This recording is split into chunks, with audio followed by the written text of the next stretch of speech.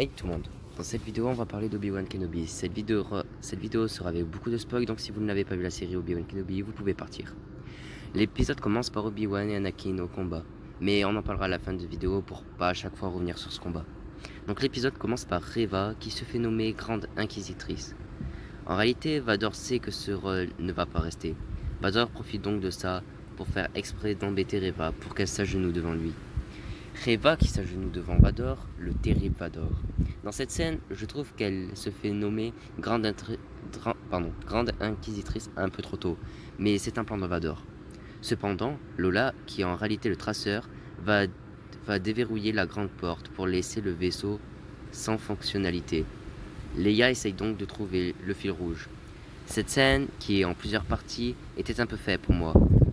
À mon avis, on voyait les fils et elle a pris beaucoup de temps rien que pour ça. Tant qu'on est dans la base des rebelles, j'adore l'appeler comme ça, tant qu'on est donc dans la base des rebelles, j'aime beaucoup le décor avec tous les souvenirs Jedi. Dans cette base, on revoit la mère avec son fils de l'épisode 2. Toujours dans cette base, on voit des sables laser. Je ne sais pas à qui ça peut appartenir. Si quelqu'un sait, ça pourrait être très intéressant. La théorie que j'avais évoquée, et dont je ne suis pas seul, je précise que Reva était une Jedi s'avère vraie. Je ne comprenais juste pas pourquoi elle serait devenue inquisitrice, mais c'est juste pour se rapprocher de Vador et pour tuer Obi-Wan. Car elle déteste plus Vador qu'Obi-Wan, mais elle n'aime quand même pas les Jedi, en général, car ils n'ont pas empêché Anakin, alors qu'Obi-Wan a essayé. L'évacuation de la base rebelle était vraiment bien, car elle fait référence à l'épisode 5 sur Hoth, quand la base se fait envahir. Sur ça, il y a une théorie. Cette théorie dit que l'épisode 1 d'Obi-Wan Kenobi fait référence à Star Wars et 1.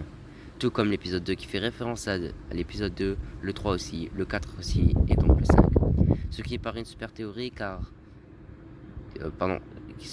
super théorie dans une de mes prochaines vidéos, nous allons voir toutes les similitudes entre ces épisodes.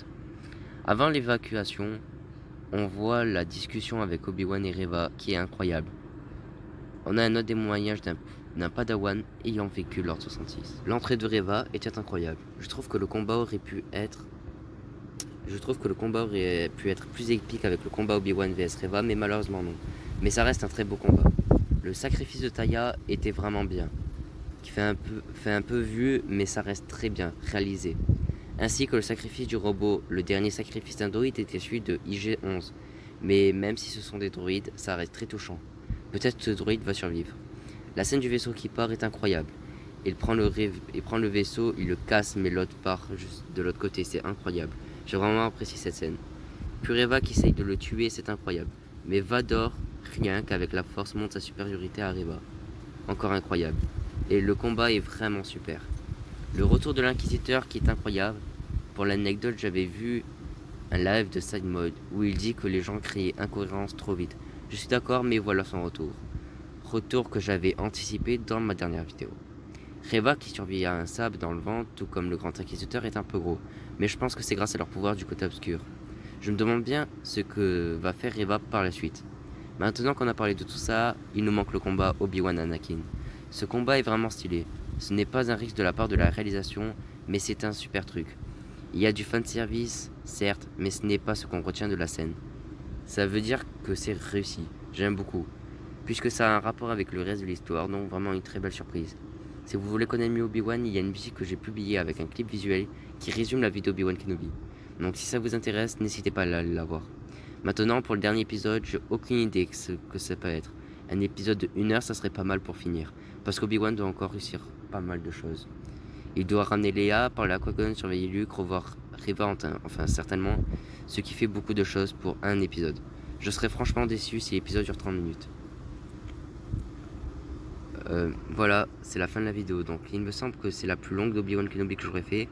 Mais voilà. Donc si ça vous a plu, n'hésitez pas à la liker et à vous abonner. Et que la force est avec vous à jamais.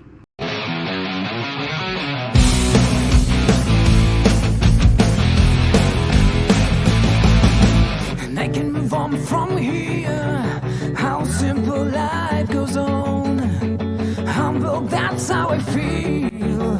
Sparking hot flames all in all.